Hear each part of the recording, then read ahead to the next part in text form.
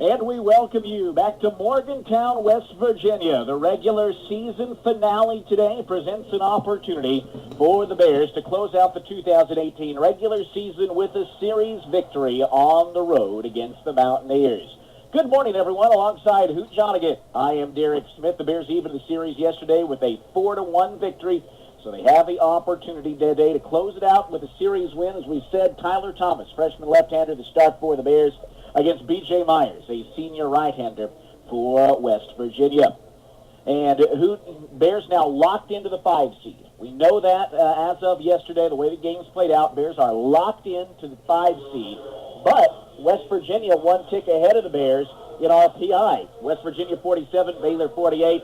There's a lot on the line today, not just Big 12 seeding, that is set, but chance to continue to close out the regular season strong and beat a team that's 1 spot ahead of you in the RPI. Yeah, this would be a good RPI series win for them on the road, and those count a lot more as far as the committee's concerned. So, yeah, if the Bears can do that, they'll just go, take 1 step closer to solidifying that spot in postseason play. And I'm telling you, I was talking to Coach Taylor, Coach Strauss, and you never want to leave it in the hands of the committee. So you got to do everything you can to solidify that spot. And a win today, and a series win on the road, would go a long way towards doing that. Elsewhere in the Big 12, Oklahoma State and Texas are tied atop of the conference.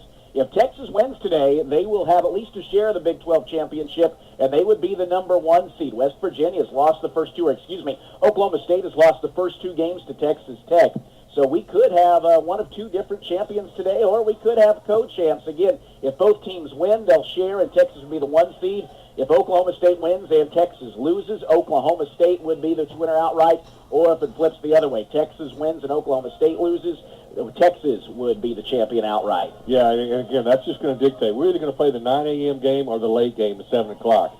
It looks to me like if Texas wins, they're already assigned the 12:30 game, so you'll fall in that bracket. If they're the number 1 seed, it goes 1-8 and 4-5, so we'll play at 9 a.m. If Oklahoma State is declared the champion or the number 1 seed, they're already declared to play in the 4:30 game, so then the Bears would play at 7 o'clock that night. So a lot of that depends on the Bears either going to play early in the morning or late at night, depending upon who wins this conference. If that's a lot for you to process, we will share that again as the broadcast goes on. But a lot for teams to play for today on this final day of regular season action across the Big 12. Here it is, Baylor and West Virginia, coming up at 11:05 a.m. from the Baylor Scott and White Health IMG Network broadcast booth. Derek Smith and Hoot Jonigan with you. Cameron Savoy, our producer, back in Waco. We're at Monongalia County Ballpark. Bears go for a series win here in West Virginia today. It's time for our pregame visit. Talking today to pitching coach John Strauss. The Bears with a 4-1 victory yesterday over West Virginia to even up the series at a game apiece. Talk a little pitching here, Coach, starting off with Hayden Kettler. He had that really rough outing, kind of put the ball on a tee a little bit for Oklahoma State a week ago. Much better yesterday. What was that process like this week of just helping him fix the issues from last week but not get too fixated on a rough start? Hayden's a tough kid. He cares. He's passionate. He wants to be good. So, we just had to pay a little more attention in his bullpen, and he knows what he did wrong. But, you get to this point, sometimes things slip a little bit, and, sometimes you get knocked in the teeth, and you just got to come back and get on there. And he had a great bullpen. He knows what he needed to do, and he made the adjustments, and we saw the results. Able to keep the ball down and turn it over to the bullpen after 5 solid innings. And, we talk a lot about how good the bullpen is, how the old guys rule. But when you think about guys you've coached over the years, when you look at what this bullpen has done, don't want to jinx it, but how reliable have they been compared to other guys you've had? I got to think it's up near the top. Gosh, it is. I don't want to undersell. I've had some good bullpens in the past. I don't want to rank them, but just looking at the present, I don't know a collection of guys that have worked as well together, that are older, that have belief, that stick to the plan, that have been through the wars. This collection of guys, they all have unique stories. They're not all highly recruited guys. They're just guys that are self-made and turn themselves into something special. It's just a great group to be around, and I wish they could stay here forever, but eventually they're going to have to move on. What about the middle side of the game for them in the sense that, you look back at the middle part of the year when the offense was struggling, they were up there throwing out some pretty good ball games, but the offense didn't come around. What does it say about them that they were able to kind of keep it together now that the offense is going, they're pitching just as well as they did then? Well, we did our job, and all I could do is remind them that they're doing their jobs. Continue to do your job. Don't try to do any more. The offense will get better. You know it will. They work hard. We know what we're capable of, but don't start thinking that, sometimes you get into the blame game and the frustration. And my job is to keep them, focused and on task. And when this thing does turn around offensively, we'll be right where we need to be. But to start, worrying about doing something other than what you're capable of, that's when you get into trouble. Talking to pitching coach John Strauss as we get ready for the rubber match, the series finale today against West Virginia. Tyler Thomas getting the start. Really pressure-packed situation last week, a big ball game for the team, and he gave you his best outing of the year, 5 solid innings, a career high in strikeouts. What do you want to bottle up and take away from that start in these next win? It's all about in between his ears, how he goes about it. He's still a young kid trying to learn how to deal with the emotions, deal with the excitement, deal with, if there's any fear out there. So he's got great examples with the old guys in the bullpen, with the young guys that are starting. He's got guys to look to. He's got guys to pick their brains. And the best thing for me as a coach is when you have other guys to lean on and learn from, because I can say it all until I'm blue in the face, but those guys that actually live it day in day, they're the ones that are going to be able to explain it. And I think our older guys have done a great job of trying to get him in the right frame of mind. He's going up today against West Virginia. Was it a team effort last week? Talked to some of the guys they were talking about. They were trying to make him laugh in between innings, keep him loose. Kind of a little bit of a team effort when there's a young guy who might have a tendency to overthink, just trying to help him not. I think they're just trying to all pull for him. I mean, it's not him all by himself. I think it's incredible when the first guy out of the dugout every inning with Alex Phillips, one of the oldest guys we got, just pulling. I mean, he's been the guy that's been picking up after him on Sundays, but for him to pull as hard, and Troy, they all want him to know that they're on his side, and all he has to do is, get us, a little bit deep in the game, and we got some guys that can finish it. So it kind of takes a little bit off the pressures that Tyler thinks he has to throw, 7, 8 innings. He doesn't have to. He just got to keep us in the game, trust his stuff, and we've got guys that'll pick him up. Talking to pitching coach John Strauss, you mentioned Troy. He tied Baylor's all-time saves record up there with a pretty good pitcher in Zane Carlson, and in fact, kind of quietly, he is now tied for number 2 all-time in the Big 12 in the saves record. He's just got Houston Street in front of him now. Pretty good name as well. I know that record's meant a lot to him, and that's just something that comes with the game situation. But what does that kind of mean to you to work with a guy who's been so reliable over these last couple of years and see him get a record like that? Well, I've said it before. I've not had one better as far as longevity. I've had some great ones that have had great years, but to have the 3-year career since we've been here, it's special to me. I mean, to be a coach of a guy that breaks a record, I think it's just as special to be here, seeing him do that. I mean, I've been pulling at him as much, trying to find games. I know, he keeps asking me every game, get me in there, coach, and I tell him every time, it's not my decision. I have to make a lot of decisions in the game. The only one I don't have to make is when Troy goes in. The game's going to dictate that. So all we can wait and see if we get in that position, and when he does, we know he's going to take care of business. That is pitching coach John Strauss with his pregame comments. Baylor and West Virginia. Coming up next, we'll have the starting lineups in the first pitch moments away on the Baylor Iron. If you're ready now, here are the starting lineups. First 4, the visiting Baylor Bears, wearing their green road uniforms with the gold letters and numerals, their last names on the back. Gray pants, green hats with the gold brim. The Bears, 31-19 overall. 12-11 in Big 12 play, locked into the number 5 seed in Oklahoma City, although they could finish tied for 4th with OU, with Oklahoma holding the tiebreaker. The Bears are led off by shortstop Nick Lofton, followed by the DH Richard Cunningham. Davis Wenzel busted out again yesterday with a big day, double and a pair of RBIs, bats third at third base. Andy Thomas cleans up and plays first base. Shea Langoliers catches and bats fifth. He has a team-high 5 hits on the weekend. In the 6-hole, right fielder Davion Downey. Cole Herring bats 7th in center field. Batting 8th, Josh Bissonette at second base. He has an RBI in each of the 2 games this weekend. T.J. Ragusi rounds out the lineup in left field. The pitcher is Tyler Thomas.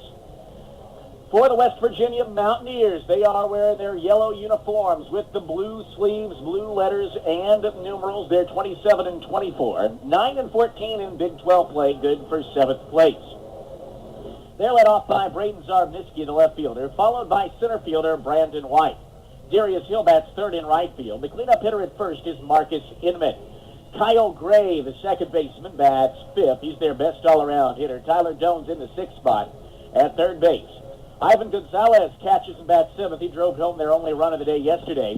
The DH Andrew Zeitel bats 8th, and Jim Paluski, the shortstop, bats ninth. B.J. Myers is on the mound, and Are you we okay? heard the musket fire. That means the Mountaineers are taking the Are field. you okay? I am You're all looking right. down. Okay, good. I'm good. I was preparing Zach Peters for it, too. Too early in the morning to get scared It like is that. too early in the morning for that, but we are all right, and we are ready to wrap up this regular season. The first pitch is coming up right after this. No score after half inning of play. West Virginia coming to bat for the first time against Bears freshman left-hander Tyler Thomas, coming off of a career start last week against Oklahoma State. 5 shutout innings, a career-high 7 strikeouts. He picked up the win to improve his record to 3-2 on the year, a 2.38 ERA, 46 strikeouts and 42 walks for the left-hander. And you hope that was a little bit of a turning point for him. He's got great stuff. He gets nervous. As Coach Strauss said in the pregame interview, it's a little bit between the ears with him. But last week was really something really nice to build on. And talk about between the ears, he can get a little nervous. You know that Tim McGraw song, Just to See You Smile? Oh, yeah. Well, Shea Langolier says that's what they want to see from Tyler. Honestly, before the game, I just told Tyler that I wanted to see him smile while he was pitching. I wanted to see him having fun. And I'm going to be telling him that every week for the rest of the season. Because whatever he was doing out there, if he was having fun or not, I want him to keep thinking that way. Because when we needed him to step up, he stepped up. He absolutely did. A fantastic start. The team was working to keep him loose. Guys joking with him in the dugout. Troy Montemayor says we were trying to make him laugh. It just shows they recognize he's a young guy. He gets nervous. Give him some confidence. Pump him up a little bit. It worked. Oh, absolutely. That's what you got to do. And that's going to come with experience, too, learning how to handle that situation. He throws it up and in to Braden Zarbniski up near his head to run the count to 2-0. I'm keeping him loose. Don't dig Zarbniski in. on his toes anyway. Don't dig in down there. Left-handed pitcher, left-handed batter. Thomas with the kick and the 2-0 over for a called strike. He sunk the fastball. It's 2-1. Zarbniski, a 247 batter with 18 RBIs. He had a triple that led to a run for West Virginia on Thursday night. Here's the 2-1. He shows bunt, pulls back, and takes the ball low.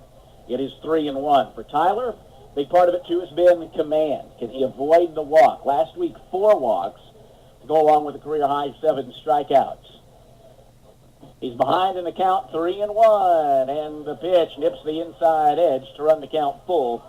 3-2 to Zarbniski. I think we're seeing their approach right here. They're going to make him throw some strikes. I mean, he's taken right there all the way on 3-1. And first night they came out swinging against Bradford. Here's the payoff pitch, a pop fly into shallow left field. Coming on is T.J. Ragusa, but he gives way to Cole Herring, who gets there and makes the catch. There's one away. Good job coming back, getting in the count right there and forcing him to swing. Again, we know the stuff's electric. Knew what was coming. Still jammed him and popped him up there for the first out of this game. Well, you know, with Tyler Thomas, too, you talk about learning to trust your stuff. His fastball has good sink on it. He's got a good breaking ball. You can put the ball, let them put the ball in play. There's a ball to Brandon White, missing low, 1-0. Tyler needs to go out and play a little wiffle ball in the offseason and just remember how much fun that is. And, you know, try to take that, bottle up that type of, mental approach. Because you're having fun, you're not worried. The ball comes in low to run the count to 2-0. You're not worried about, am I going to throw a strike? Am I going to do this or that? No, you're worried. You're focused, and you're going to get the guy out. He's the neighborhood kid. You're going to get him out, and you're not thinking about anything else. And it's a tough trait to teach right there.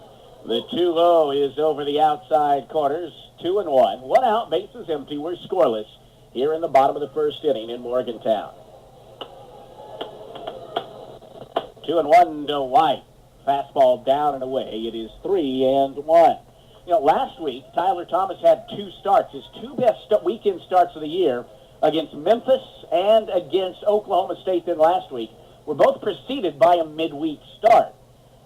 Kind of interesting coincidence. Maybe he just needs to pitch more to be ready on the weekends more readily as he fires it in there for a called strike 2 to run the count full to Brandon White. He has gone full to the first 2 batters, but as Coach Strauss said in the pregame interview, can't do that every week. He's got to learn how to come out on a Saturday or a Sunday after not having played and be ready to go. There's a chopper foul, and the count holds 3 balls and 2 strikes. Yeah, he's got to learn to do that. But I think what that does is help his adrenaline a little bit, his nervousness. The more you do it, the more you can fall into that routine, get that mechanics going, rhythm going, release point, all those kind of things, the more you throw.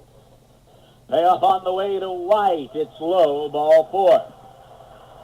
So a walk allowed by Tyler Thomas. And there's a one-out base runner for Darius Hill.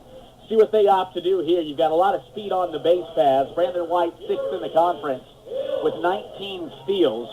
And you've got a good guy at the plate in Darius Hill, who struck out just 17 times this year and has a .318 batting average. Yeah, we'll see what they decide to do. I mean, they lost 4 guys on the base pass on Friday's game, on the first game, and then yesterday they kind of shut it down, so we'll see what happens. He squares, pulls back, and takes a strike on the inner half, 0-1. Runner at first base is Brandon White, there via the free pass. It's obvious they're taking a strike for sure, because they definitely didn't show those tendencies the first 2 games. The 0-1 from Thomas bounces up there. It's blocked by catcher Shea Langoliers. Defensive alignment for the Bears from left to right. Ragusi, Herring, and Downey. First, second, and third on the infield. Thomas, Bissonette, and Wenzel. The shortstop is Nick Lofton. Langoliers behind the plate. Tyler Thomas is on the mound. Runner at first, 1 out in the 1-1 pitch on the way to the left-hander Darius Hill. He grounds it the other way into left field. That's a base hit as White moves on to second base, and there are 2 aboard with 1 out here in the first. That's just a good job of hitting right there by Darius Hill, left on left, trying not to do too much. He slaps that ball sharply over there to 6-0 out in the left field for a base hit. Puts runners on first and second here, and 1 out. Josh Bissonette, Shea Langoliers, Nick Lofton, they all go to the mound briefly. Have a word with Tyler Thomas as Marcus Inman stands in. If you recall, last Sunday afternoon, 2 batters reached in the first inning, and Tyler Thomas was able to work out of it. That foretold some good things for the Bears. He's going to have to try to replicate that feat here with 2 aboard and 1 out, and a good hitter in Marcus Inman coming to the plate. .335 batting average, 6 homers, 38 RBIs for the right-hander as Thomas jumps ahead, sinks a fastball on the outside corner. Yeah, he's taking a strike right there. It's a good pitch to take, though. I don't know if you do much with that one. Looking for the old pitcher's best friend right here, which is? A little 6-4-3 action, I like it. Yeah. Well, any number of possibilities. That's right, but that's probably the most common here with the right-handed hitter. Pull off. 0-1 to Inman. Thomas delivers a breaking ball, and it's grounded foul up the third baseline, 0-2. Good job jumping ahead right here. Now you can put him on the defensive here. He's got to chase a little bit, maybe out of the zone, maybe elevated. Get a strikeout of that ground ball we're looking for right here. Inman and then the on-deck hitter, Kyle Gray. Their best 2 all-around hitters. They hit for power and for average. Produce a lot of runs. West Virginia trying to strike first here in the first inning, and the 0-2 pitch is outside. Couldn't get him to chase. Brandon White at second base kind of faking a steal right there, just putting the thought in their head. Got to make sure he makes him stop down there. You know what I'm saying? When he comes set, you're looking at him. Make sure he's not shuffling his feet to third base, which he was right there. Make sure he stopped going back to the bag or at least stationary before you turn and throw to home plate. Here comes the 1-2 pitch. Check, swing. Did he go around? He did. He got him. He got him. He hit that outside corner, and that's a big strikeout of Marcus Inman for the second out. Yeah, home plate umpire got him right there on the check swing. Didn't even go down there. And I heard somebody say that the other day on a big league game. One of the color commentators said he wished that the home plate umpires wouldn't even try that. Just always go down to first or third. We've got a 4-man crew, and it makes sense, because it's hard. You're watching the ball right there, but you see somebody flinch, and sometimes they ring them up, and there's might have got a break right there, but we'll take it. Here's a breaking ball on the outside corner for a called strike to jump ahead of Kyle Gray, a .372 batter. Team leading 14 home runs, second on the Mountaineer squad with 37 runs batted in. They're at first and second for West Virginia now with 2 outs. Nice to see Tyler jump ahead of these last 2 batters with runners aboard. And he's jumped ahead with a breaking ball right there. That's even better. Just a power hitter right here. Keeping his eye on Brandon White. The pitch is upstairs, fastball high. West Virginia likes to run. We saw that on Thursday night, although Shea Langoliers threw out 4 runners on the base paths. But you see Brandon White there at second base, dancing. Yeah, he's working. Bouncing back and forth a little bit, trying to distract the young pitcher. Yeah, that's what you do. Even if the threat of it can get in his head, no doubt. Here comes the 1-1 pitch to Gray, a check swing, and it's in there for a called strike, 1-2. Yep, good pitch right there. Kind of froze him, started at him, came over and caught that inside corner for called strike 2. Good pitch. Now he's got a couple of options here, the 1-2 count. Well, last week with 2 runners on, he got a couple of really good hitters out for Oklahoma State. If he can get through Inman and Gray, he would have done that again here today. Kyle Gray at the ready, 2 outs, 2 on, and the 1-2 pitch is belted down the right field line. That is a foul ball. Oh. Just foul. That would have scored 2. I think first base coach is upset with that call. To the naked eye, I thought it was fair, but let's take a look at the See if replay. we can tell. It kind of looked like the one the other day. I don't know. He's turning around 360. I wonder, obviously, if he got confused with which way was what. You know what I'm saying? I don't know if we're going to get a good look right there. I can't really tell. I can't tell from that angle, but I'll tell you, live, I thought it was a fair ball. Oh, my gosh. Now we're going to have an umpire meeting, and there ain't no way that the other guy, now home plate maybe, but I would think that the home plate umpire was blocked off by the view of the first base umpire. But, you know, Maisie's asked him to confer. And then, hey, if this is fair, if it is what do you do this? Yeah, how many bases do they go? Foul ball. They got a foul ball right there. Well, I think that's the only thing you can do, even if you said it was the wrong call. Maybe you tell Randy Maisie, hey, we missed that. But Randy Maisie, the 60-year head coach for West Virginia. Here's another replay. It's hard to tell. It's hard to tell. I mean, I'll say this: the umpire was looking directly at it. Yeah, he turned. He turned real quick, and boom, the ball hit the ground. But he did. He went right away to the foul. So. And he didn't hesitate with the call. That's exactly right. So he had the best view of everybody, I think. Just a long, loud strike to Kyle Gray, and the pitch is up high. Well, maybe the Bears dodged a bullet. They dodged a bullet, however you look at it, because that ball was very close to being in there for extra bases. Nonetheless, Tyler Thomas has a chance to get out of the inning unscathed if he can come back and retire Gray. Scoreless in the bottom of the first. 2 balls, 2 strikes, 2 on, 2 out, and the break-even pitch is in there. Strike 3 call. Got him with the off-speed, and the inning is over. Good job by the freshman Tyler Thomas to work out of trouble, and we're scoreless after 1 on the Baylor IMG Sports Network. Value better living with Dan Ryan Builders, the official home builder of WVU Athletics. Now let's...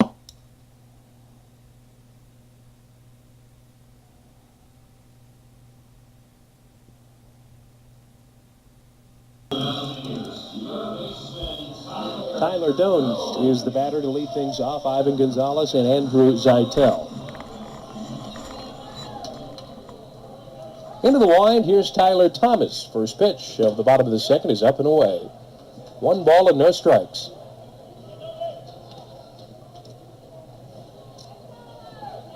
Dones hitting .341 with a homer and 17 driven in.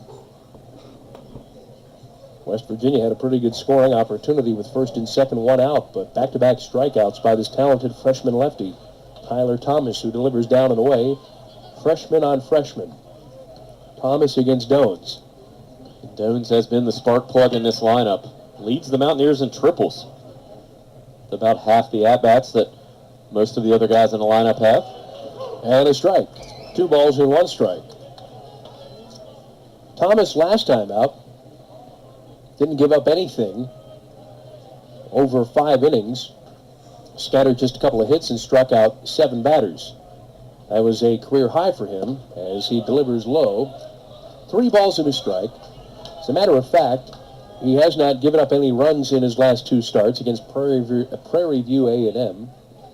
4 scoreless, 5 scoreless Oklahoma State, and a scoreless first inning, so he's now at 10 scoreless innings. Next pitch is down and away. On a 3-1, it misses. Dones draws the leadoff walk for West Virginia, and Ivan Gonzalez will come to the bat. You know, and right on cue, Thomas came into this game walking almost 1 per inning, 42 and 45 in the third. And through 2 innings here, the left-hander has 2 walks.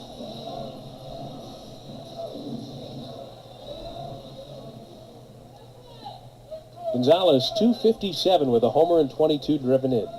Squaring to Bud Hurley, takes a ball inside, and time called by catcher Langoliers. Wants to go out and talk to his freshman lefty, Shea Langoliers. He's been very impressive. This catcher knows when to take the mound visit. Boy, that's in itself an art. Yeah, he knows how to handle a pitching staff, and he's a guy that's going to play baseball for a long time. Don't be surprised if you don't see this guy catching in the major leagues in the next 5 to 7 years. Maybe quicker than that. If you can catch and throw it, and you can handle the staff, you're going to hang around a long time. You don't necessarily have to hit your way to the big leagues. You hear that cliche used often. You hit your way to the big leagues, not if you're a guy like Langoliers. As a strike taken by Gonzalez, who was squaring to Bud. You know, most of the great catchers, that is their route, too. You think of guys like Yadier Molina. When he first came up, he was not a great hitter. He was really an automatic out, but over the course of his career, he became one of the better hitters in the National League. So, obviously, the major league teams, they're going to live with some limited offense for guys that can catch it, throw it, handle a staff, call a game, understand the game, and let them catch up with the offensive part of it as they play their way through it. 1 ball and 1 strike. Man at first, nobody out in the second. Scoreless game is not bunting and swinging away. Gonzalez fouls it to the right. 1 ball and 2 strikes.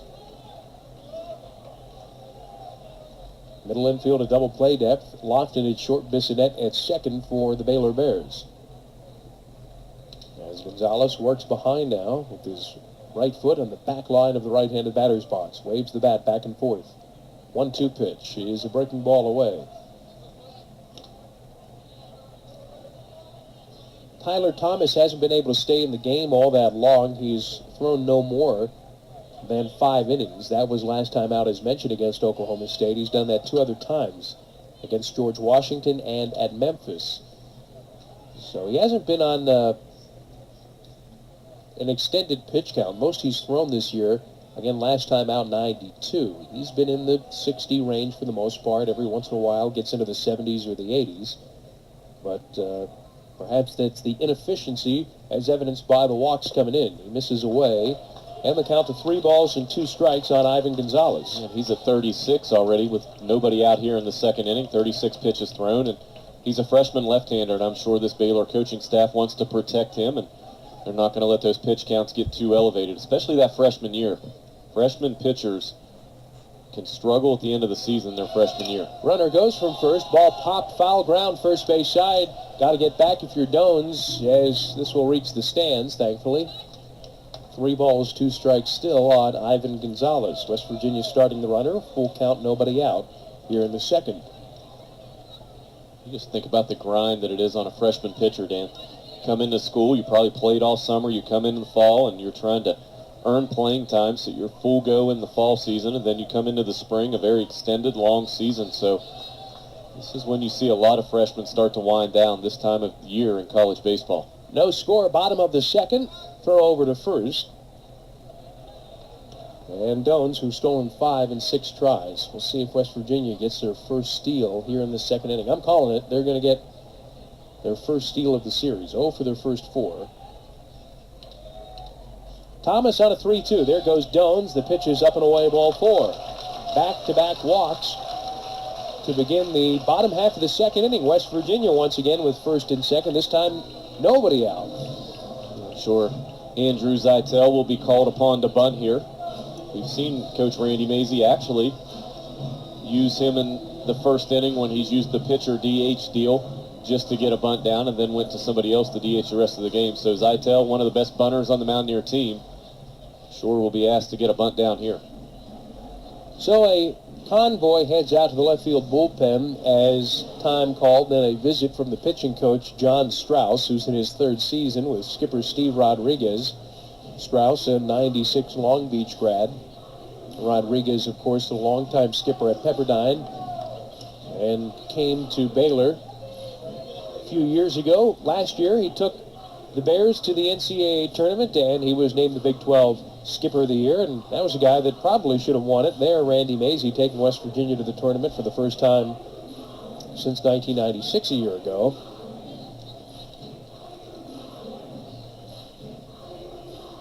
Randy Mazey, year number 6 here. Hard to imagine. Some of the seniors that we're honoring today, Myers and Ennis, have been here almost as long as the skipper. Andrew Tyl, the DH. He's a good bunter for West Virginia. They have him at first and second, nobody out. Scoreless here in the bottom of 2. Sniffing the bunt is Baylor. The cornermen play up at third and first. And here's the pitch. It's a bunt right back to the mound by the pitcher, who has an easy play at third, but he skips it, and the third baseman Wenzel drops the ball. Sliding in safely is Dones, and up to second Gonzalez. Tyl reaches safe at first, and the bases are loaded, no one out. Baylor was gifted the lead out, and they couldn't execute. No one out here with the sacks packed in the second. Boy, what a break for the Mountaineers again, and we've seen it all year long. You know, a bunt right back to the pitcher should be an easy out of the lead runner, Tyler Dones, at third base, but the freshman Tyler Thomas panics and throws the ball in the turf, and the third baseman Wenzel can't pick it out. Here's the pitch. Gluski swings, ground ball, the third base goes home, 5-4, and the 5-2-3 double play. Run does not score out there, and Randy Macy's going to argue this close play at first, as Dones erased 5-2. Coming home on the play was the third baseman Wenzel, who made a good call, and boy, Randy Macy, I can't imagine him perhaps staying in this game. He's already been warned by the home plate umpire. First base umpire Perry Costello makes a call that I thought was an out at first, and yeah, I thought Jimmy Goluski was out at first base. I thought it was the right call. I guess we can see the replay. Really surprised there that Jimmy Goluski tries to chase the first pitch of the at-bat with the struggles that Tyler Thomas has had. We'll see right here for sure. It's a great look, you would think, with this camera here. Oh, boy. Yeah, maybe he was safe. And Randy Macy almost pleading with the first base umpire. And the conversation appears to be cordial right now. And Randy Macy, I think, is pointing to the right field line. He's thinking that the fair foul call cost West Virginia some runs here, and maybe West Virginia has an out called here. And the umpire points at the West Virginia skipper after he has his back turned for what I have no idea. But boy, West Virginia on their home field on Senior Day Saturday has quite frankly been hosed a couple of times on some calls here. And there are 2 outs, runners at second and third. Dones erased 5-2. Goluski out on the 5-2-3 double play. And now Braden Zarbniski with 2 in scoring position will try to come up with a big hit. Swings and tips him into the tips the ball into the mid of the catcher. What looked so promising for the Mountaineers, you get the back-to-back walks. A very poorly executed sacrifice bunt by Tyl, but it works out for the Mountaineers because of the errant throw of Thomas. You have the bases loaded, nobody out, but 1 pitch later you have 2 outs. 1 strike pitch, down and away. It's 1 ball and 1 strike. And now the fate of the inning lies on Braden Zarbniski in a very difficult left-handed hitter matchup. It's days like today that you wish you had the ability to challenge plays if you're Randy Macy and ask umpires to go to the monitor. West Virginia would have a couple of things reversed here, even though you couldn't challenge a check swing, but out safe there. It appears as if Goluski reached, and West Virginia hosed on and out as a 1-1 is tipped along the mask of catcher Langoliers. A ball and 2 strikes. West Virginia with the bases loaded and nobody out. Jimmy Goluski, first ball swinging, a grounder hit to the third baseman Wenzel. Smart play coming home. Goes 5-2. Dones erased at home, and then Goluski out at first. Gonzalez now at third. Tyl at second. 2 away in the West Virginia second. Tyler Thomas. The 1-2 pitch. Swing and a miss. Ball chased in the dirt. Langoliers blocks it in front of him. He has to throw to first to complete the strikeout, and the Baylor Bears get out of the inning. West Virginia had the bases loaded, nobody out, and they come away with nothing. We go to the third. It's Baylor nothing, West Virginia nothing.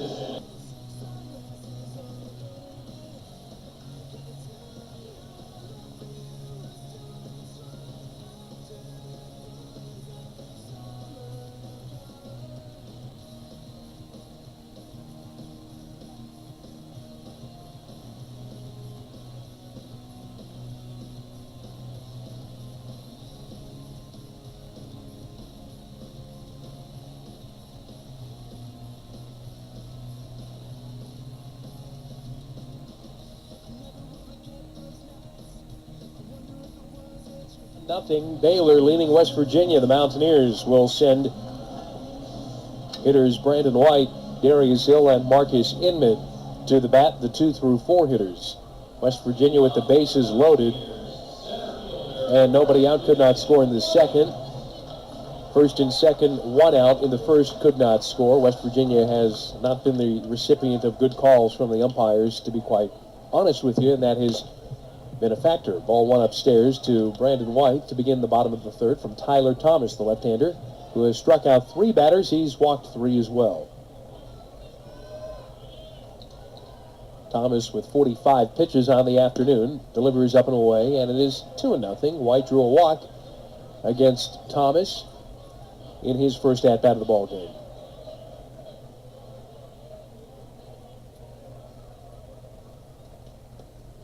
Next pitch, outside, and it is 3-0. 3 walks and 1 error by Thomas the first time through this Mountaineer order. The Mountaineers not able to cash in. Hopefully find a way to take advantage of some of those mistakes here the second time through the lineup. 3-0. Open stance in the righty box for White. Here's the lefty's pitch. It's center cut for a strike.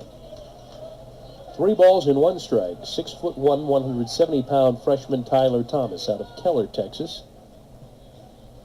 He's been a stalwart in the Sunday spot of the rotation. Battles back as he flips in another strike. That'll run the count full on Brandon White. Bears 1, Mountaineers 0. Bottom of the third, nobody on, nobody out. Here's the pitch. And outside, ball 4. A leadoff walk, second time that's occurred for West Virginia, and that's not exactly a sound process to live dangerously, but that's kind of been the MO of Tyler Thomas this year in his freshman campaign.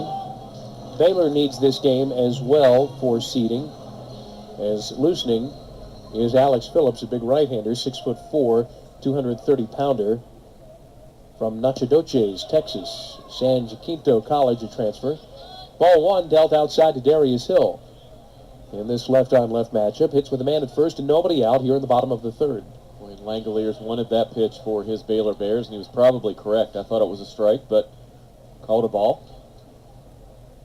Look at first, and the pitch is high, and it's 2-0. Langoliers calling time. He's going to try to settle the freshman down.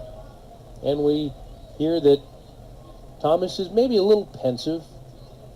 And that's the case, I think, with any pitcher. As you take a look at those watching at home, Steve Rodriguez to his right is John Strauss, the pitching coach. The duo have been together since they came over from Pepperdine.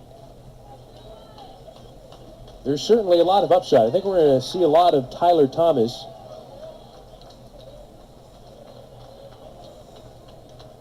In this Baylor rotation moving forward. 2-ball pitch is a belt-high strike. And again, you look at the stuff. It's very good. Think about how many 2-0 counts Mountaineer hitters have been in today. And none of them have been able to pull the trigger and hit a ball hard in any hitter's count. So he's got great stuff. Just struggles to throw it in the zone.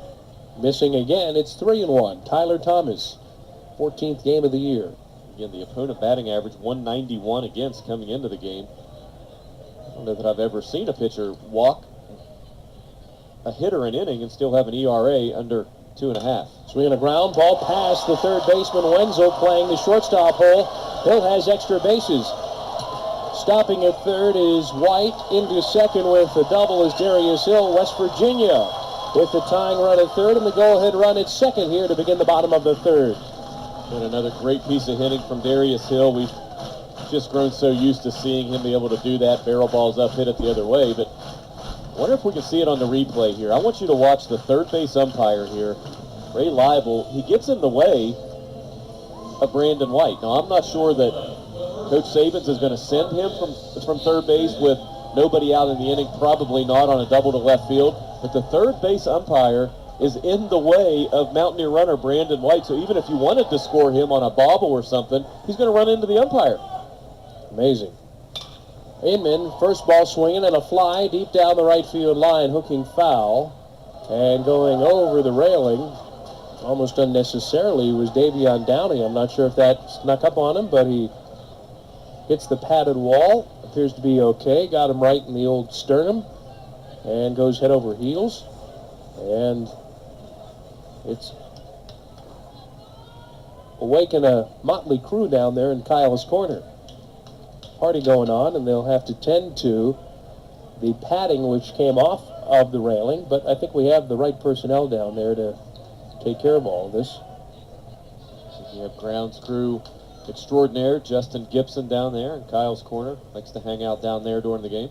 One strike pitch. Inman sends another one down the right field side. That'll get out of play onto the concourse. 2 strikes the count on Inman. 1-0 Baylor the lead. Bottom of the third. West Virginia at the bat. Another golden opportunity. Second and third and nobody out. They had first and second, 1 out. In the first inning, bases loaded, none out. Last inning, did not score. Now second and third, no one out here in the third. Inman, a very good hitter against left-handed pitching. Very good with runners in scoring position as well. Next pitch to him is cut on and missed. Tipped into the mid of catcher Langoliers on a high fastball. Inman punched out for the second time. Just look at that. And Marcus Inman, I'm going to be with him with that, whatever approach he takes with the season he's had. But the 2 times the Mountaineers have had the bases loaded and now second and third, and nobody out in the last 2 innings, both Mountaineer hitters have not taken a pitch, Dan. Jimmy Galuski swings at a pitch out of the zone, hits into a double play, and there Inman chases a pitch for strike 3. Upstairs, ball 1. Kyle Gray takes a fastball high. West Virginia already 0 of 6 with runners in scoring position in this game. And we're not yet through 3 complete. Conversation on the mound involving the first baseman, the catcher, and pitcher Tyler Thomas for Baylor. 1-0 Baylor in the lead. Started with a leadoff walk, Brandon White, and then a double slapped down the left field line by Darius Hill. I'm not sure how much longer they're going to leave Thomas out there. Plenty of activity in this Baylor bullpen, and he's getting to that pitch count, which seems to be right around that number that has ended most of his outings and starts this season. 1 ball, no strikes on Gray, who struck out looking with runners aboard in the first. Tyler Thomas, the lefty, sets, and the 1-ball pitch is a strike outside corner. 1 ball and 1 strike.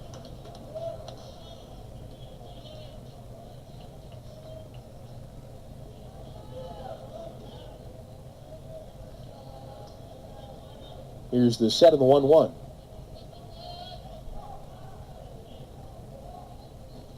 Swing and a miss. 1 ball and 2 strikes. Really pulled the string. Big slow ball. Looping curveball from Thomas. It's just got to be frustrating for these Mountaineer hitters to see a guy out there that struggles with his command so much, but then makes back-to-back pitches like he just did to Kyle Gray. A fastball painted on the outer half of the plate, and then a long looping breaking ball that just falls off the table to Kyle Gray. Here's the 1-2 pitch. Swing and a ball tipped into the mitt of catcher Langoliers. Strike 3. West Virginia second and third, nobody out. Strikeout, strikeout. They had first and second and 1 out, and it was Inman strikeout, Gray strikeout. Now it's up to Tyler Dones. Mountaineers in trouble of doing it for 2 consecutive innings here. Having at least 2 guys on base with nobody out. And not being able to push a run across home plate. Dones walked back in the second. He was eliminated at home plate on a 5-2-3 double play. 1-0 Baylor in the lead. We're in the bottom of the third. West Virginia an opportunity to take 2 out of 3 from a really good Baylor team. Comes in with an RPI up 4 at 48. Mountaineers are at 47, down 6 from yesterday's loss.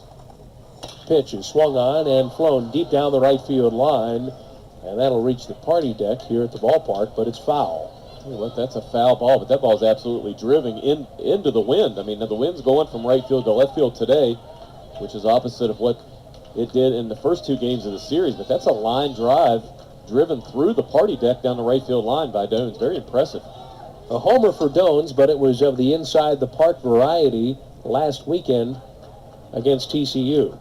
Second and third, 2 down, 1-0 Bears. Bottom of the third. Wide away from third, Hill at second. As Tyler Thomas sets high, and the pitch. It's outside. 1 ball and 1 strike. Boy, we'd love to see the Mountaineers be able to cash in here. You heard Coach Mazey talk about it in his postgame yesterday about how good this Baylor bullpen is. And the Mountaineers are very close to getting into that Baylor bullpen for the rest of this contest. So scoring opportunities may be limited from here on out. It'll be a 1-1 from Thomas. Slow breaking ball stays up and away. You would think that the right-hander that was loosening, Alex Phillips, should be ready. As Thomas, the freshman, tries to battle through a big jam. 2 on in the first, no one scored. 3 on, nobody out in the second, no one scored. Second and third, nobody out. A pair of strikeouts. Now it's up to Dones, who's ahead in the count. 2 balls and a strike. Tyler Thomas, plateward. Swing and a miss. Dones chasing ball 3. A fastball up and out. And it's 2-2. You know, and aside from Darius Hill with his 2 opposite field base hits, I mean, this Mountaineer lineup does not look like they figured out Tyler Thomas at all. It looks like a fastball that's just exploding and beating him. Obviously a breaking ball when thrown for a strike that has a lot of depth and is driving into the ground and getting below the barrel. And this is a very talented left-hander. The Mountaineers have not been able to hit him very well. They've also not taken advantage of his mistakes. The 4 walks in the air. 2 balls, 2 strikes. Second and third, 2 outs. Here's the pitch. Swinging a ball, driven in the air to right center, but measured for Downey. And West Virginia cannot score as Downey makes the catch. No runs, a hit, 2 left in scoring position. West Virginia is 0 of 8 with runners in scoring position to begin the ball game. We'll head to the 4th. It's Baylor 1, West Virginia nothing. Bottom of the 4th inning, and the left-hander Tyler Thomas, who's thrown 67 pitches, of which 37 are for strikes. He's faced a lot of batters, and he's walked his fair share. As a matter of fact, 4 free passes issued. He's had traffic in every single inning, stranding 2 in the first, second, and third. The Mountaineers have had a bunch of opportunities. They had the bases loaded, nobody out in the second and third, no one out in the third. Are 0 of their first 8 with runners in scoring position, as Thomas will deliver outside ball 1 to begin things. Ivan Gonzalez at the bat. He'll be followed by Andrew Zeitel and Jimmy Galuski, the 7 through 9 hitters here in West Virginia's 4th. Skips home his next pitch, which is a curveball, 57-footer, and it's 2-0. Thomas really starting this inning like he started the 3 previous, where he struggled to find a strike zone, but somehow, some way, Dan, he's been able to get himself out of trouble for 3 innings. They were warming last inning. Alex Phillips, he appears as if he's throwing down in left center field as a pitch comes in for a strike to Gonzalez. 2 balls and 1 strike. Phillips is more of a long reliever for Baylor. 2-1 pitch, up and away, and the count to 3 balls and 1 strike. I'm really surprised they ran him back out here for the 4th inning. I thought for sure they were going to go to Phillips in the bullpen, a guy that can throw multiple innings. Next pitch, outside, ball 4. 3-1 fastball to Gonzalez, and for the second time today, he'll walk. It's the 3rd straight inning that West Virginia has been issued a leadoff walk to begin the inning, and here comes Steve Rodriguez, the 3rd-year skipper, marching out of the third base dugout. He's coming out with a purpose, and that purpose is to take Tyler Thomas out of the game. Andrew Zeitel will be facing Alex Phillips when we return here to Mon County Ballpark. The score, Baylor 4, West Virginia nothing. A runner at first and nobody out for West Virginia, down a quartet of runs. A call to the bullpen brought to you by Julia's Pepperoni Rolls, and we're back after this on the Mountaineers Sports Network.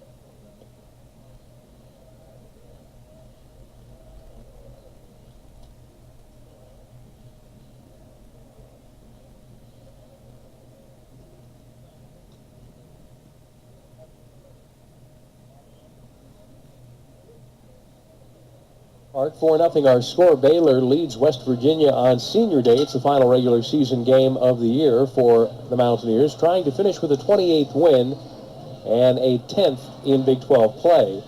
Mike Morabito is back inside of our IMG Network studios. Ernie Galuski alongside. I'm Dan Zang. Really, a lot of action will be getting underway a little bit later on. But, folks, we do remind you that the state unions on June 11th through the 14th, the local unions on the 11th and 14th of next month at the Charleston Civic Center will be holding the District 2 apprentice competition, and admission is free to everyone. So come on out and see the most highly trained workforce in the industry. Visit ua.org. We had the boys in the booth with us a couple of games ago. Always good to talk to those fellas. So if you have any interest, you can stop by, if you're listening locally here in Morgantown, the local Union Hall. And they're looking for competitors. Again, it's free and open to the public. So log on to their website for more details. That's ua.org. I think you and I should go try out. I don't think we're good enough to make the squad, but I don't know.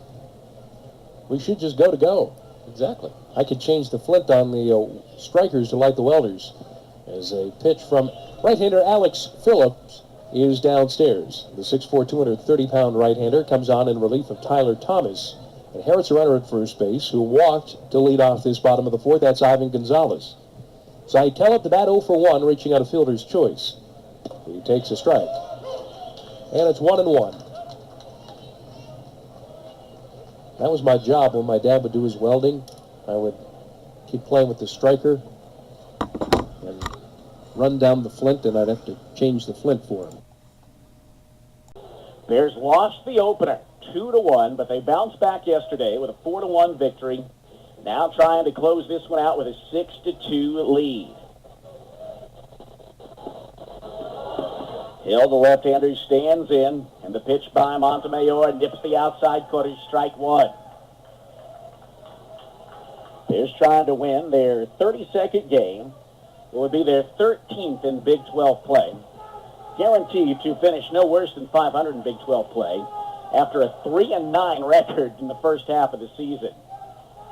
For the conference season, that is. The 0-1 pitch, top foul off of his shoe, right by his shoe, actually, and it's an 0-2 count to Darius Hill. And that's the crazy thing. The Bears were looking pretty much buried after starting off 3-9 record. Yeah, just to finish 500, you have to go at least 9-3 in the second half, and they're in position to actually go 10-2 in the second half of the Big 12 season. Finishing strong, better than they did last year. Absolutely, and that's when you want to get hot. We talked about later on. Last year they started off hot, 15 games in the season, and then just held on and kind of went, if you will, limping into the postseason play. But this year getting hot here. Swing and a miss at the high fastball, and that's the ball game. The Bears win it 6-2. They claim the series 2-1 and win the regular season finale by a 6-2 score. The Bears have now won 4 straight Big 12 series, and what a way it is to close out the regular season. They will head into Oklahoma City with as much momentum as they have had in at least 5 years, having won 18 of their last 21 ball games, their last 4 Big 12 series, 5 series overall, and they had to earn it this weekend. Things almost felt like they came easily against Kansas State, even against TCU a little bit, and at times against Oklahoma State, like Friday night. But that wasn't the case this weekend. They had to scratch and claw for runs, and that's a good test heading into the postseason when you're probably going to have to scratch and claw for everything. Oh, absolutely. That's why you play for. It's why you play in a tough conference, to get you ready for postseason play, because everybody's got a Friday night guy, everybody's got a number 2 guy. Everybody plays well if you get into postseason play. You're going to play tight ball games. You're going to have bad breaks. You're going to have bad calls. You're going to have good breaks, good calls.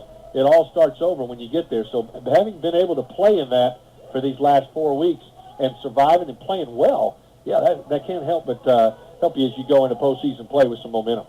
Post-game show is coming up next. We'll talk about postseason seeding to Oklahoma City. We know who the Bears are going to play. We just don't know the exact time. But the Bears picked to finish 8th in the Big 12. Will finish as the 5 seed. Might even actually tie Oklahoma for 4th. Players going down to meet with Coach Rod on the field. We'll hear from Coach Rod and some players when we come back after this. Back to Monongalia County Ballpark here in Granville, West Virginia, where the Bears have taken the rubber match game 3 of this 3-game series with the Mountaineers by a score of 6-2. The final line score looks like this. For the Bears, 6 runs on 11 hits, 2 errors, 2 runs on 7 hits, and 2 errors for West Virginia. With the win, the Bears run their season record to 32-19 overall and 13-11 in Big 12 play. They secured the number 5 seed in the Big 12 tournament. The best they could do is tie for 4th place with Oklahoma. If Oklahoma loses, and the Bears have already won, they would tie with them, but they would get the 5th seed by virtue of the Sooners series win over them this season. West Virginia with the loss falls to 27-25 and 9-15 in Big 12 play. Looks like Coach Rod has joined Derek now, and let's go down to him right now. Thanks, here with Coach Rod as the Bears claim the series today against West Virginia. And Coach, a couple of the players were talking about before the weekend that every game is a postseason game now, essentially, and it felt like it this weekend. How good of a test and preparation was a series like this for the postseason when it really felt like everything you got this weekend you really had to make happen yourself? I think the big thing was that, I told our guys this is going to be a big weekend, and you could tell that, the stress level was a little bit higher than normal. You could tell the energy was a little bit higher than normal. They've been playing well for weeks right now, and just really happy to see them kind of continue to just do what they're doing. They're doing a lot of great things out there. Really happy with what we're seeing as coaches. The post-game, the postseason stuff right now, and it's like I've kind of explained to them, like we still have to earn our way in and do a lot of things right because I want to make that decision for that committee as tough as possible. But and I think we've done a pretty good job of that. You think back a little over a month ago, this team was 3-9 in Big 12 play. Since then, you have almost flipped the script on 10-2 to finish over 500, won 4 straight Big 12 series. We've talked a lot about what does it say about, I think, everyone involved, that they didn't let a start like that bury them and are heading into the postseason with some real momentum. Well, I think one thing that a lot of people don't realize is when you have a young team, we had a lot of older guys last year, a lot of veteran guys. We have some older guys this year, but the majority of them are on the pitching staff side. And so one thing that a lot of people don't realize is that you kind of have to form an identity with your team, and that's the thing is like it's hard to do that when you have a lot of young players. So everybody's trying to figure out who can do what roles they're going to have, where are they going to kind of fit into the scheme of things in regards to defense, offense, pinch running, whatever it is. And so just trying to establish an identity for our team, I think, was one of the big things. And I think once we kind of got that figured out, it was really good to see these guys kind of gel together in that uniformity of a team and be able to play the way they have. We know Baylor picked to finish 8th, going to be the 5 seed. They actually finished tied for Oklahoma. In today's win, guys had to really work to earn some runs, and even we saw that needing to earn it. They had some insurance in the 9th inning. Tell us a little bit about that squeeze play, because you wanted to make sure you didn't strand the runner at third. Well, the guy that was pitching is very talented. He throws hard, has good breaking ball, but Nick Lofton is one of our better back control guys, and I just didn't want to have him hit a hard ball right at somebody and then have a double play and not be able to score that run. And I just thought it was a great opportunity for it. I knew they were ready for it. It was just a matter of when it was going to happen, and we were fortunate enough to be able to make it work.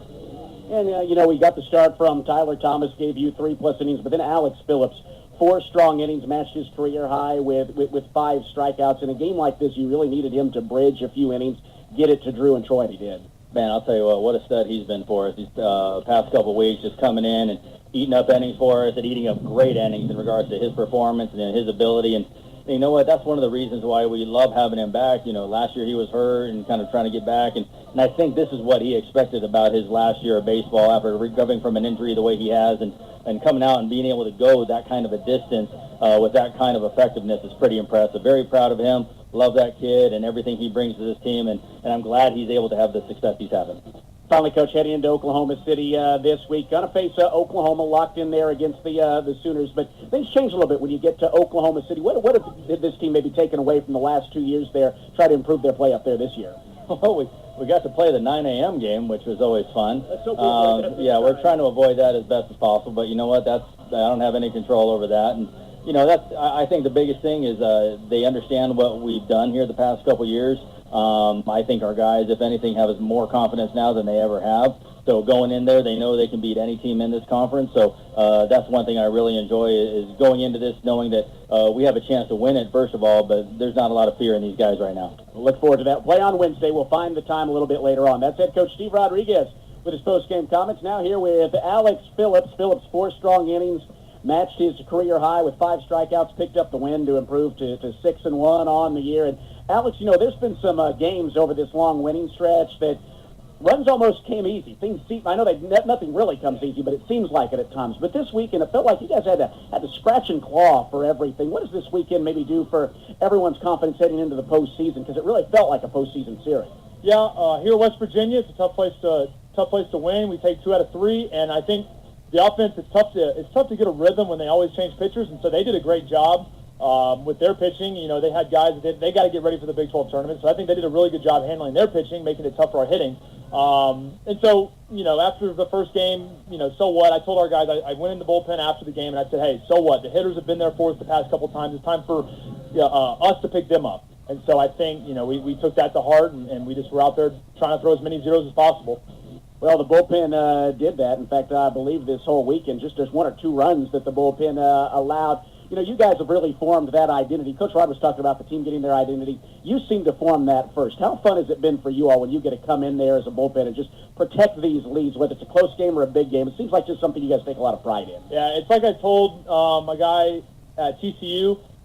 It's just fun for us, being our last year here, and me and Joe, D-Rob, Mayer, we all have our role. I know if I don't throw on Friday or Saturday, like I'm going to pitch Sunday, and I know what my job is, and it's to go out there and go as long as I can, as hard as I can. And I think everyone else in the bullpen also knows their role as well, and it's just fun whenever you go out there, do your job, come back, and everybody's excited. What does it mean for you personally to be involved in a lot of games like this, getting wins, holding on to some series-clinching victories in a lot of cases? Because for you to get to this point, it's been an uphill climb at times with injuries, false starts, just getting to this point. How satisfying is it for you to be playing in some really meaningful ball games? It's a lot better than Tuesday nights. It's one of those things is I knew I had it in me. It's just I've had to just get better. And earlier in the year, it just wasn't working. And so I went into Strauss's office and I said, hey, I think I'm more effective out of the bullpen, and he agreed, and we kind of just ran with it from there. I don't know what it is. I'm not doing anything different that I think. It's just maybe the intensity has heightened, and, you just rise to the occasion. So nothing I can put my finger on, but, it's just a lot of fun being out there. Finally, Alex, you're heading into the Big 12 tournament. Going to have Oklahoma. We don't know the time it's going to be Oklahoma. It feels like the Big 12 has been such a dogfight this year. You're looking forward to opportunities for some revenge and maybe an opportunity to really make a statement in OKC? Yeah, it's not been the best success for us, but, new team, new year. I don't know who's pitching for us. I don't know who's pitching for them. But if it's Cody, they haven't seen Cody. And I think, maybe it's a blessing he didn't pitch against Oklahoma. Who knows? But if it is Cody, that's great. I know he's going to go out there and do everything he can. This time last year, if you guys remember, had our K-State series, it wasn't great pitching-wise, and so the pitching, I think, has a lot of momentum behind it, and I think if we just keep doing our jobs like we're doing, we're going to have some good success there. Well, you guys are going in on a hot streak, 4 straight Big 12 series wins, and Alex, for you, another great outing today. Congratulations. Great. Thank you very much. That's Alex Phillips, and now we are joined by TJ Ragusi. TJ had a big 2-run double in this one, 2 for 3 today. That proved to be the game-winning hit. And TJ, it seemed like, they had some opportunities in these last couple games, but West Virginia throwing pitcher after y'all really made you work for it. What was it like going up there kind of against a new pitcher every single time and having to adjust every time? Yeah, it's always a little difficult when they switch up just about every time, but you just kind of try to stay with your same approach and be aggressive and try to just get a pitch in the zone and really hammer it. But so you've gone the other way a lot your whole career, really good at those opposite field doubles, but that approach really paid off today. Was that what you were thinking going up there? I just really try to hit the ball where it's pitched and see it out of the hand, and if I think it's a pitch in the zone that I can handle, I really just try to be on time with it and put a good swing on it. Well, you did that again today with the game-winning hit, hitting into Oklahoma City, where the team has struggled a little bit the last couple of years, but I feel like you're going into it a little different this year, a lot of momentum. Yeah, I feel like we have a lot more momentum this year. Our pitching staff has really been dominating, and we just feel really confident as hitters with our pitching staff behind us, and just feel like that we don't have to do too much. We can stay with our approach, and if it's not going well, just stick with it and know that it's going to work out in the end. Well, things have been working out really well for y'all. TJ, congratulations on another big day. Thank you. TJ Ragusi, who 2 for 3 with that big 2-run double. His thought comments as the Bears win today 6-2 over West Virginia. All right, great job, Derek. Those are the comments, post-game comments of head coach Steve Rodriguez. The winning pitcher in today's game, Alex Phillips, and T.J. Ragusi had a big 2 RBI double, like Derek said. The winning pitcher was Alex Phillips. He runs his record to 6-1, as he was the second of 4 pitchers for the Bears today. As Tyler Thomas started, 3 innings, 2 hits, 1 run, 5 walks, and 5 Ks. Then Alex Phillips came in and relieved him in the 4th through 4 strong innings, gave up 4 hits, 1 run. It was not earned, and struck out 5. And then Drew Robertson pitched an effective 8th for Montemayor. Put up a 0 in the 9th inning. The Bears held on for this big 6-2 win over the West Virginia Mountaineers and take the series here, run their record of 13-11. As like Coach said, as we go into this, you're going into Big 12 tournament play with a lot of momentum. They will wait to see their fate as far as what time. It'll either be at 9 a.m. in the morning if the Longhorns win the Big 12 championship, or if Oklahoma State wins the Big 12 championship, it'll be at 7 p.m. in the evening. Regardless of what time it is, it's going to be against the Oklahoma Sooners. And one of the reasons you play a Thursday, Friday, Saturday series before you go in to Big 12 tournament play is to have that extra day's rest compared to playing on a Sunday, then having to turn right around and play on a Wednesday again. And the Bears will look forward to that opportunity as they finish winning 4 straight Big 12 series to finish out the season. And what a great turnaround for the Bears here as they head into Big 12 tournament play with some momentum. Offensive stars today for the Bears, you just heard from T.J. Ragusi as he was 2 for 3 on the day with 2 RBIs and a run scored. Cole Herring had 2 hits, 2 runs scored, and an RBI. Davion Downey was 3 for 4, got his first hits of this series with a big game today. Andy Thomas had a hit, and Richard Cunningham was 3 for 5 as well with 2 RBIs on the day. And Nick Lofton picked up an RBI on the suicide squeeze there as the Bears picked up 2 runs and 2 insurance runs on the top of the 9th inning and hold on for this 6-2 victory over the Mountaineers. Big series win for the Bears in Big 12 play.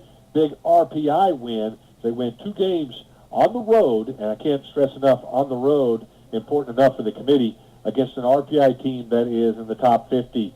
So 2 big wins here for the Bears as they gain some momentum heading into Big 12 play. We're going to pause one last time. We will come back. Derek will rejoin me. We'll wrap this thing up and look forward to Big 12 tournament play.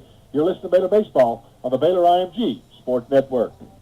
The Waco Hippodrome Theater is announcing an exciting movie and live performance lineup for summer and fall 2018. Deadpool 2 premieres May 17th with a highly anticipated Incredibles 2 right behind it on June 15th. Live shows this fall include... Now, T.J. Ragusi singled. You just heard that name again. He singled to left field. The matter is, you're there, you're playing with momentum, and again, I think the Bears' approach as they get there, hey, bring on whoever we're playing.